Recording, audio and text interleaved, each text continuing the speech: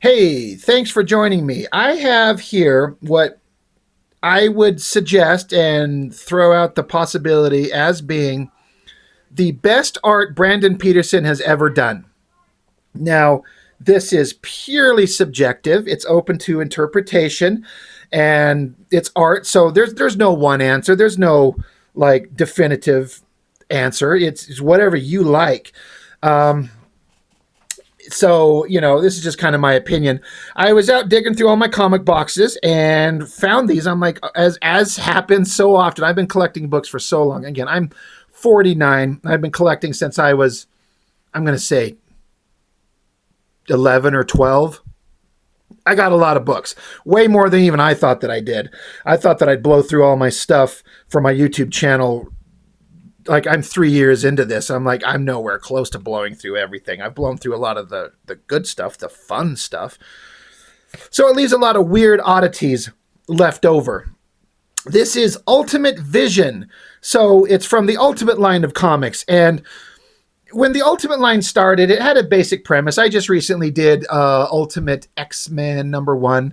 I'm actually going to need to tackle books 2 and 3. I'd rather get to that sooner than later because that book was not nearly as fun as I wanted it to be. But the Ultimate line started with a simple premise, at least that's my recollection of it, which was to restart the characters from the beginning in a modern context and kind of eliminate decades of story baggage and just start the concepts over from scratch. And I thought the idea was to distill the characters down to their most basic, important characteristic traits and tell their stories fresh. And that sort of happened with some characters from the start. And then as the stories went along, they were kind of looking for new things to do. And I could see some of these writers who get the opportunity to create, we're going to do a mini series of Ultimate Vision. Like, this is no version of the Vision.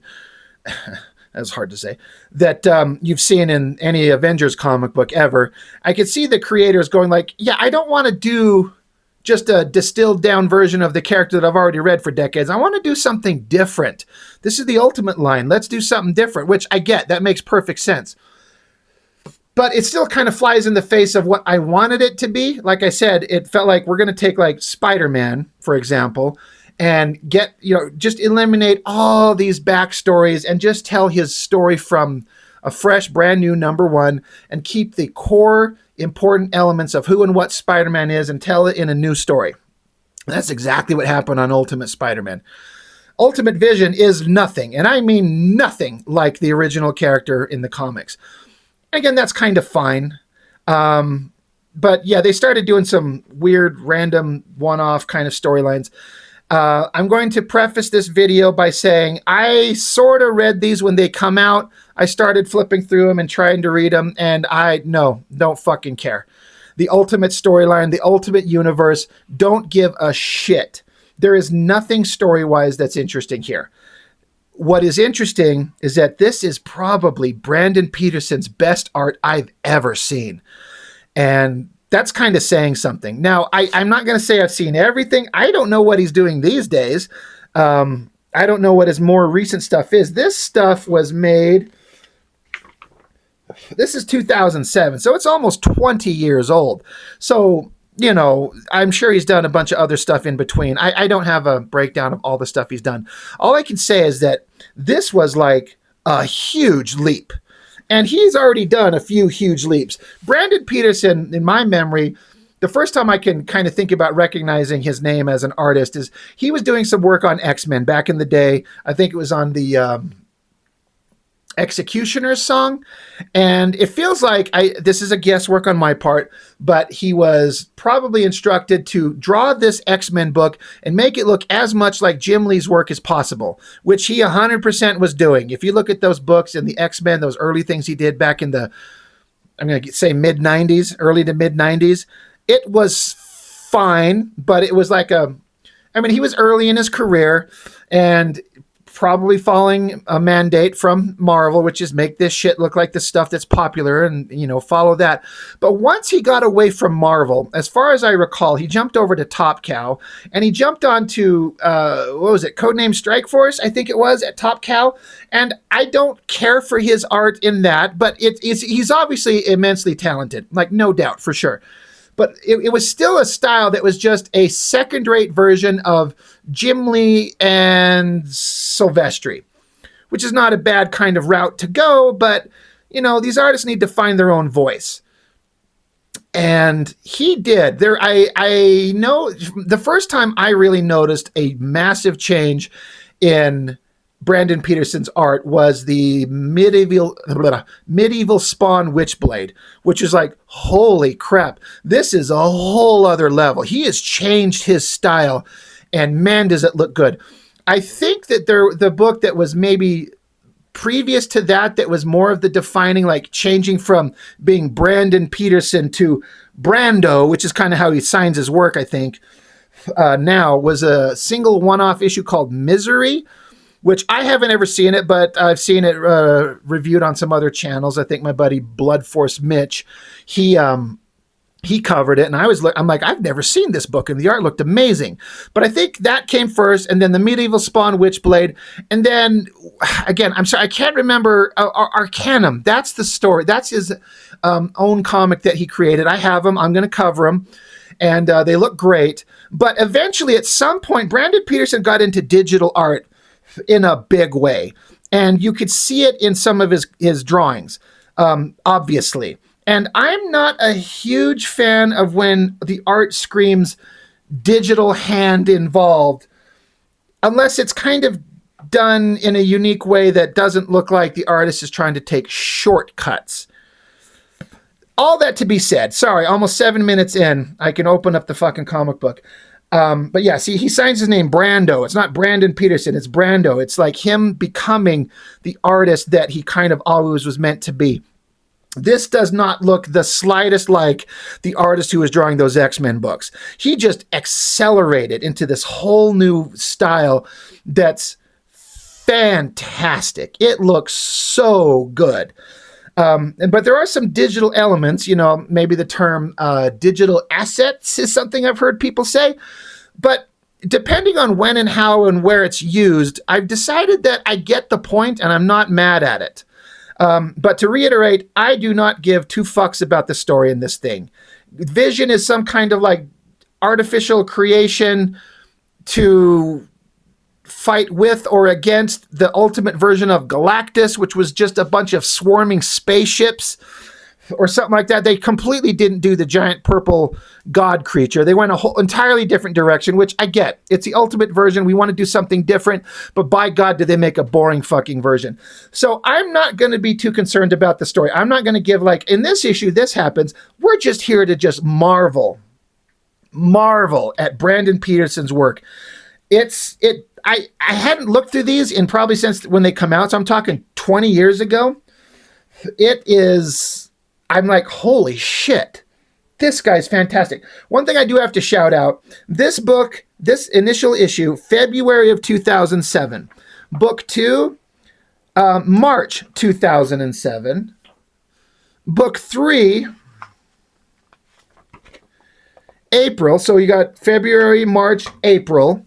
And then book 4, July of 2007. So several months after that, that's July 2007. And then the final issue is January of 2008. So these 5 issues took almost a year to get done. Now, I don't know if it's because there was such a time-intensive approach to the art, or if he got pulled off into other things, whatever the case may be. I have to say that artistically, it never falters. I've seen a lot of artists, stay on a book. Like, I'll tell you that Mark Silvestri is my favorite artist, but I have seen him, I guess to keep on a monthly schedule, watch him piss through a couple of pages with the sloppiest, sketchiest artwork, and then do only a couple of pages and hand it off to somebody else. That's one thing to get the books out on a monthly basis, but honestly, depending on the artist, I would rather wait in between to get their best efforts rather than get a monthly book with art that fucking sucks. The art in this never falters. So it took forever. It took a year. I don't remember the situations as to why. It doesn't matter at this point. It's just I wanted to kind of point it out. It just because it took quite a while. But like starting out here, I'm going to say, I don't know, but considering some of the stuff that's in this book, I'm going to guess these are some kind of 3D model computer rendered physical structures. In case you're wondering, this is Galactus. And Galactus in the Ultimate Universe is spelled G-A-H space L-A-K space T-U-S. Galactus, the Uncreator, the Destroyer of Worlds, has attacked Earth. Legends of Galactus span the reaches of space, spread by the mechanical creature called Vision. Vision's task is to find the civilizations targeted by the Destroyer and record all that is recordable, all the while knowing the impossibility of stopping the thousands of skyscraper-sized units that make up the vast sentient fleet that is Galactus. So Galactus is just a bunch of building-sized robots. Way less interesting than the original version, but I guess it's better than doing the same thing. I would rather see the same thing in this case. I'd rather see kind of more serious take on Galactus in these books rather than a bunch of swarming spaceships. It's fucking stupid. Vision crashed on our world 100 years ago and spent the century buried in the Siberian wilds before being recovered by an American intelligence organization called SHIELD. SHIELD agent Sam Wilson, a.k.a. Falcon, was instrumental in Vision's recovery thanks to the intelligence supplied by Vision and the combined efforts of the planet's superhuman community with the population of the Earth itself. The impossible occurred. So this character has been introduced somewhere. I honestly don't remember where or when that happened. I don't know where that took place. But then I guess they decided, like, okay, now we're going to create a miniseries, 5 issues, written by Mike Carey. I know the name as a writer. Couldn't tell you anything he's written that I remember. Brandon Peterson, I went over everything about what I thought about him. Justin Ponsor as colors. I'm sorry if I'm wrong. I think he's dead. I believe that super sucks. Like I know that there was a fantastic colorist who passed away. I think it's him, and I'm sorry that that's the case. But shout out to the amazing colors. There are a couple of places where I think like the coloring's maybe a little bit too dark. But that being said, the coloring in this is pretty damn fantastic. But I have given you all I'm really gonna give a shit about in terms of talking about the story. We're just going to get into the art. It starts out kind of fine. Like there's some places where it gets way more interesting, but there's the Vision. It's just a artificial construct, which is what the Vision was. He's always a robot, but this time it's a female, shiny metallic body. And then we get these, the Galactus machines getting attacked, blown up. It feels kind of like there's a lot of digital kind of explosion debris. The coloring's great. The effects are great. The machines look fantastic. Again, I'm pretty certain that this is some 3D wireframe models. And if you just have Galactus just be a bunch of ships, all you have to do is build one wireframe model and then, copy paste 1,000 times. And if you can move that wireframe model around and whatever you do, I'm just kind of guessing that's how you kind of get this art to do this. But then you can see the parts where I don't know if Brandon Peterson is drawing on paper or if it's all digital, but you can see the hand where he's drawing. Like these look like Brandon Peterson faces and the lighting and the shadows and the effects that he does when he draws by hand. He's really good. And he really stepped up his game. Like he just skyrocketed, just leapfrogged above himself by like a factor of 10. It felt like in the span of 1 year. Just went from one way to another way.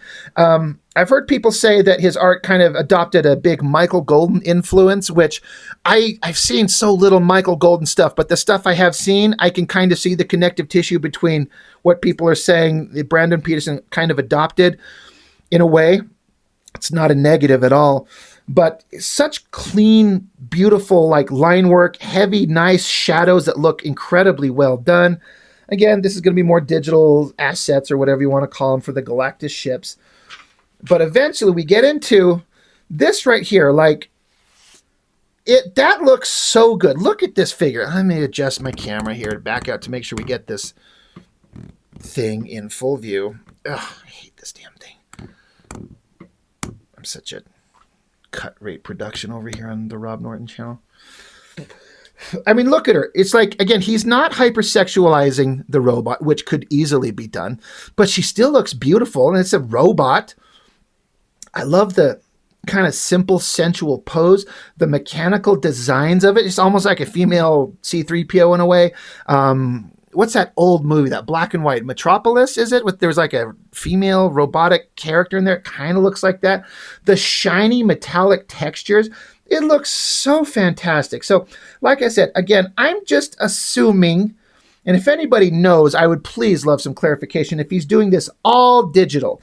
And if he is, I got to give him credit, especially this early, 20 years ago. It only feels to me like in the last several years, and I might be missing a lot of stuff, but like digital ink stood out in a big way, and I hated them because they looked so fucking fake. But some people, especially technology now and the ability to understand what you're doing, like my good friend Chuck Gibson, he knows how to make his digital inks look almost indistinguishable from digital inks to what's done by hand. Like if you know what you're doing, you want to make it look like it's drawn by hand. In my opinion, like fake digital inks, people don't know how to do line weights. The lines can look really wobbly and wavy. They don't have a nice sharp snap to them for people who don't know how to do digital inks. And everything on this, if he's drawing digitally, digital pencils, digital inks, his inking is fantastic. It's so clean and precise. So I don't know. I would love to know if he's drawing some of this by hand, putting it into the computer, and then adding digital backgrounds of some type.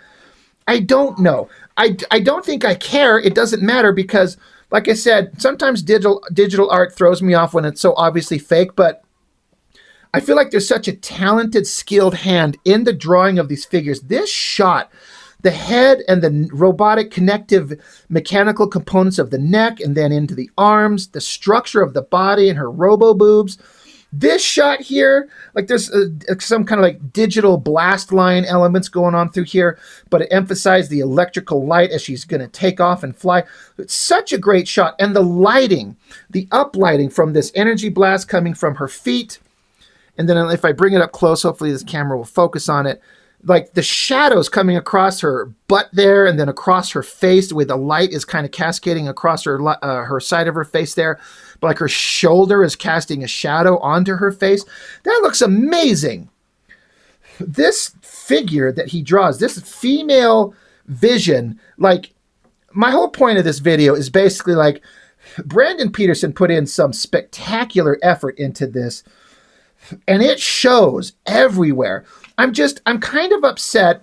Upset's kind of a strong term, that it's in a 5-issue series of a book that's fucking forgotten. Nobody talks about Ultimate Vision. This is not on anybody's radar. I bet most of you watching this video are either like, I've never heard of this, or yeah, I saw it and it's completely skipped my mind too. There might be a couple of you that go, oh yeah, I remember it. His art was great. But I'm like, could you remember the story? Does it matter? The struggle I have is that Brandon Peterson puts in like career-defining work on a book that fucking no one will remember. And that's a shame. Like this level of work should have been on like a creator-owned title that he was able to own and sell on repeat and make money on and continue on. I don't know what his financials are like on this book. I'm just saying this level of work, in my opinion, for a book that's kind of like who cares and who remembers it? Literally nobody. It's a shame. It's unfortunate because this thing is absolutely beautiful, and I bet you no one even remembers it. I like that shot of her coming in here. I like this shot of her kind of like, she does her like phasing into the building, is kind of floating there. I kind of thought of that scene in Watchmen where Dr. Manhattan kind of appeared in front of people in a room. It's probably just me kind of projecting and finding things. But the lighting on this guy's face, it is a hard shot to do, to take a face. Hold on. I think I've got something right here. There we go. That's not the greatest version. Let me rip this action figure's head off. There we go. It's got interchangeable heads. But to take a human head and draw it straight on or from the side is one thing. But to take and go up at an angle like this. Sorry, it's kind of hard to get it to focus. At an up angle like that, That is extremely tricky to do. And he nails it so good. And the shadows on that, it looks fantastic. I love that so much. Let me put this man's head back on. There you go, Fisto. Anybody else excited to see Fisto in the new He-Man movie? No? Well, just me? Well, whatever. Kiss my ass. Fisto was kind of the star of the show in my He-Man fan comic, which I have copies of. Hit me up. Buy copies. Buy copies of Fisto's starring book that Rob Norton made him the star of the show, and he got to bang She-Ra and save the universe. Yeah, I'm not kidding. Fisto demands you buy his book. Anyway, sorry. Rob's having a little moment. And then little troll here tells you to go fuck yourself because Troll's a little asshole. I'm going to literally melt this figure down just to piss off Rob Life. Anyway, sorry. I'm having a little fun with toys today. This shot, that uplighting, these shots, I'm astounded by the lighting going on. The choice of shadows to place to get the backlighting, the edge lighting on there. All these shots. This is some beautiful work. The backgrounds, I'm going to say these are all digital, kind of created. Like somebody could draw that by hand, but sometimes you look at this stuff and you can just kind of go, that looks like a wireframe model built in a computer. And again, I kind of don't care. That's the kind of effort in a comic that I'm like, if you can create on a computer and do wireframe digital backgrounds to kind of ease yourself out of the more difficult parts of a page, but you still draw the figures and you're making all the choices and the compositions. I'm kind of fine with that in terms of digital art. It's when, especially like somebody's like, I'm an AI artist. I typed a couple of prompts into a computer and it generated 22 pages. I'm an artist. I said, no, you're not. Go fuck yourself. But to give yourself some background assistance and to get through it. But when you make this shit, look at this shot. That overhead shot and that shiny metallic look, the coloring is of course helping, but I bet you in black and white, the choices of shadows on that figure, it's so perfect. I love that side shot of her face there. Every one of the shots of the girl, the metallic look, the coloring, the inking, the shadow lines, that upshot, that undershot of the nose there, so cool. And then look at this. This is one of the Galactus machines they captured, and they're kind of pissing off the Vision robot because she's like, you can't keep this thing around. This is going to eliminate your entire world, even if it's just one. So double page spread, giant hyper detailed machine. There's this like space dock framework structure. Can somebody draw that by hand in pencil and ink? Yes.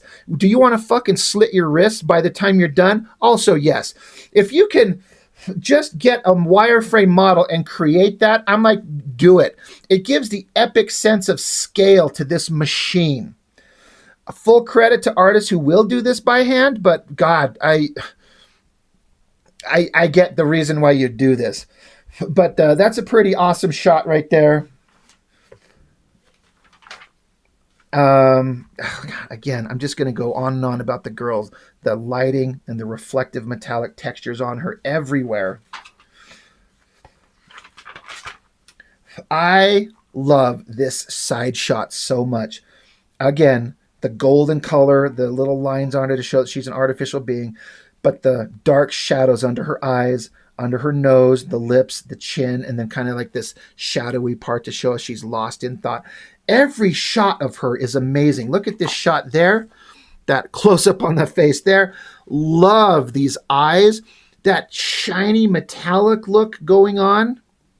That side shot, like look at the interesting inking choices to give that like a shiny metallic look. This is one of my favorite pages just from a purely drawing standpoint. Again, it sucks that I'm not interested in the story in the slightest. But again, all these tech backgrounds, good Lord, everywhere. So good. So we're about to the end of issue 1. Another great shot. She screams as the Galactus machine, I think, wakes up. Great shot there. She's freaking out. God, more great shots. That screamy mouth, that is definitely a Brando thing. Like sometimes you can see an artist do a specific thing and you're like, that specific thing I've seen before. And that kind of mouth That's from him. The coloring is incredible. Look at that bottom shot of her sitting up. I keep repeating myself. The shiny inking black line textures to make it look like shiny metal, and then the color choices on it. It's so good. I can't believe how much I love this stuff. She wakes up, she gets shot. They're trying to eliminate her. Splash page of her body kind of burning. Looks like severed in two. Let's flip this over and kind of look at it. Oh my gosh. I am so in love with the work. Since I'm not worried about the story, we're just going to look at every issue. Look at that crazy pose and that shiny metallic coloring. I wonder how closely Brandon Peterson and Justin Ponser work together, because Brando putting in this much effort to make things look a certain way, I am imagining he probably discussed with him, like, this is what I had in mind. This is what I want this to look like. Again, more of the, shall we call them, digital assets, wireframe computer model. It gives the expansive hyper detail and size and mass of that thing. It looks amazing. I'm all about it. Imagine trying to draw that by hand on your own. More great coloring. A lot of vibrant colors. Like I said, Justin Ponser is a hell of a colorist, or, again, if I'm right, was. But the Vision Girl, I guess they threw her in a pile of garbage. How dumb are they? You should take this highly advanced alien machine and grind it up instead of just throwing it into a pile of garbage and hope that she just doesn't pick herself up and turn herself back on and take off and go about fucking up your plans. But if we do smart things, then the story doesn't get to happen. This is all incredible artwork, but because we have 5 issues to go through, we're going to kind of flip through the little bit less interesting stuff. I like the guys in the space suits out here. I have to say, there's some shit in this fucking comic that pisses me off, and it's this right here. This hard little cardboard thing that is connected all the way in the back to this goddamn thing stuck in there so you could get 25 free songs. Like, get this shit out of my fucking comic book. I know they have to make money. I get it, but it just ruins it. It sticks in. And, like, there's no way to take it out without fucking up your book. You know, or, I mean, you could probably do it if you're really slow and methodical, but I don't want to do that. Anyway. So that shit pisses me off. But flipping through it, man, that shit was fun. The Dark Avengers. I enjoyed that. In fact, there's the Thunderbolts is what it is. Boy, that's not Tommy Lee Jones at all, is it? But all these shots are incredible. Very detailed, very interesting. Not a lot of girl vision in this because she got blasted, so we have to set up other storylines going on. So obviously she's going to be coming back into it. But in issue 2, she's not in it, and just visually, she's kind of the star of the book. Love the coloring, the heavy red. That's awesome. When an alarm's going off, it kind of immediately sets the mood. Great tech background and everything like that. There's Girl Vision. She's waking up. She's going to get put back together. This kid's helping her. I don't know what's going on. So I guess she gets up and gets herself put back together. On this splash page coming up has the one thing that I think doesn't work. The pose is pretty dramatic, but the bottom of her foot here, it looks really weird. It looks shaped wrong. I'm guessing that's supposed to be her heel, but it looks goofy. It kind of actually ruins it because to me it stands out so obvious. The rest of the drawing is fantastic. Once again, love the heavy lighting, the shadow, the metallic textures, but that extended foot looks really odd. It's really strange, and it just jumped out. As soon as I saw it, I'm like, I hate to say it ruins it, but it kind of does because it's right up front in front of your face, and it looks weird. God, love that shot of the Galactus machine. It's so weird and alien and creepy. And then this is the bad guy. He's a mostly mechanical creature. That's just crazy. And then another giant expansive shot, a bunch of like alien bodies coming charging after the humans. Again, imagine drawing this, especially that background by hand. Puke. I want to die. Book 3. Coloring's a little dark on the cover, But it does work when you have the main figure illuminated in that bright color and this energy projection she's got going on from her fist to illuminate these dark figures. So it kind of makes sense to have the alien creatures that are in the foreground kind of almost in silhouette because they're in front of the light source that's behind it. So it would cast a shadow. So it makes sense. I don't want to say it's hard to read, but it makes sense, but it also is a little bit not quite right, but who am I to judge? I'm nobody. Yeah, but like I was saying, every page is detailed. Every page has the full level of Brandon Peterson at top form everywhere. Great lighting, great shadows. He's so good at that. I wonder how he learned to do that. Where did that skill come from? Besides just learning and practicing and getting better. More of the giant Galactus machine. This goddamn Ghost Rider video game. That movie should have been awesome, and God did it suck. There's this giant structure in space. Again, imagine drawing that by hand. I would just slurp rancid tuna salad out of my own ass before I'd want to draw that. Just terrible. Like in terms of had to draw it by hand. But if you get a digital 3D wireframe, go for it. Give us some art on the figures that looks awesome that we want to see. Can we get back to the Golden Girl? Goddamn, finally. Great upshot, great running shot, the shiny metallic textures everywhere. And then the coloring of the character makes her stand out so prominent amongst like the dark kind of purple creatures. So you got a kind of a color contrast going back and forth. Just makes her stand out, makes it look visually interesting. Evil bad guy does a super energy blast. Yeah, that looks pretty fantastic. Let's just keep zipping through this, getting into the tech that he draws.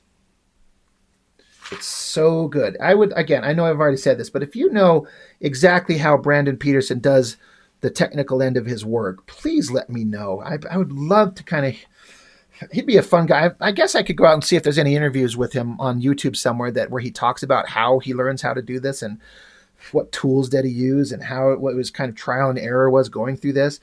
Great figures again everywhere. God, I really like that shot down there.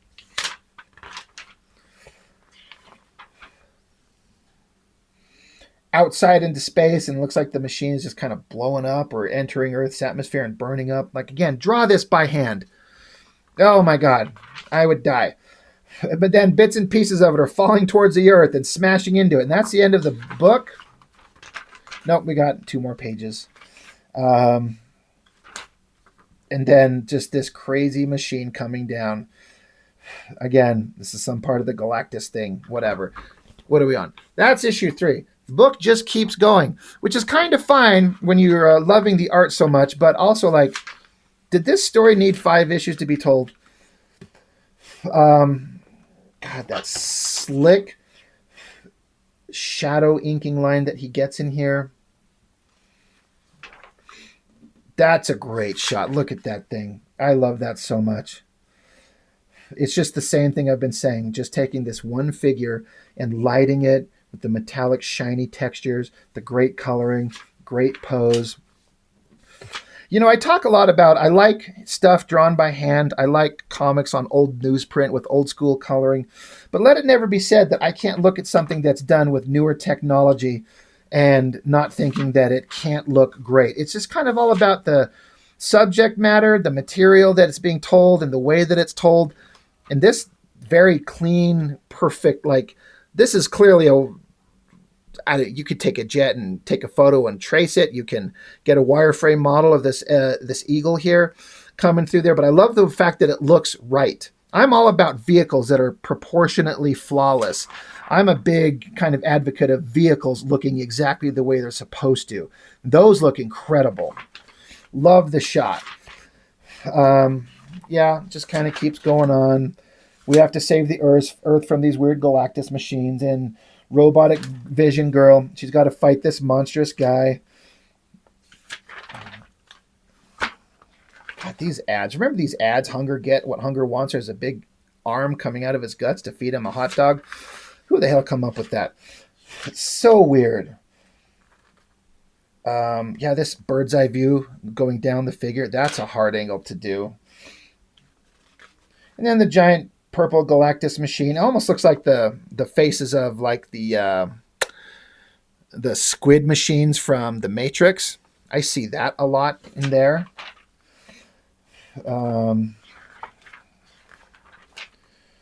Yeah.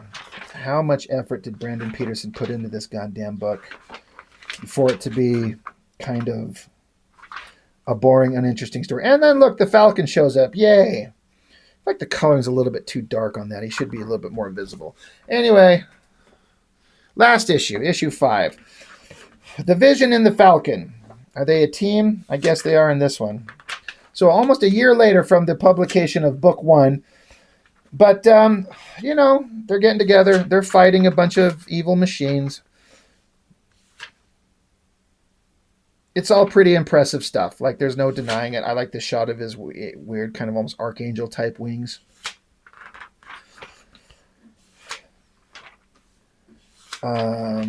Yeah, let's just get through this thing. Maybe it's slightly less impressive at the end here and there than it is at the beginning. But you're starting to get 5 issues of kind of the same thing. The Vision fighting monsters and then explosions, but the coloring looks amazing. The main character looks amazing. It's a great design. An artist who knows what he's doing. Such vibrant color. Look at the color across this page and the contrast of it. It looks so great. So colorful. But they take out the bad guy. They wrap up. You know, awesome. We saved the world. And then it ends with kind of like an epilogue of like a lizard up here and it gets zapped. And the creature, the main evil villain guy, there was part robot that I guess they thought that they killed. He's still alive, and it ends with this giant splash page of just his head and his robotic body. And he says, "This is so-and-so calling AIM, Northern Hub. I've had a small setback. Homing in my signal. Signal. So setting up like he's not dead, he's not done, he's still out there, and maybe more evil to come. I don't know if this story had a continuation of it. If it did, I'm not interested. But that's a pretty good, gory, creepy, weird ending shot to end the entire story on. So, not much more I can say than I've already have. This was all about the art. Brandon Peterson, is this the best thing he's ever done? When I think about everything that I know that he has done, that I'm aware of, he had his own creator-owned series. I think it was through CrossGen, and for the life of me, I cannot remember what it was. It was about a girl on like a frozen ice planet. Had a lot of digital kind of wireframe model backgrounds going on there. I remember that, and it looked pretty dang good, but this looks like a better version. I'm curious as to which came first. I don't remember the time frame. But for me, for character design, rendering, combination of the colorist, this is the best thing he's ever done. But I'm open to the idea of maybe there's other stuff I just haven't seen or I've just forgotten. So I'd like anybody to please chime in. Let me know. Like, what else is out there that I'm forgetting? I would like to know. But that's all I've got. Brandon Peterson. Well, if he went from a guy that I'm like, who cares, to like first-rate, unbelievable artist. It's fantastic. He's so good. So good. So that's all I got for this one. Thank you for watching. I really appreciate it. As always, I'll see you next time.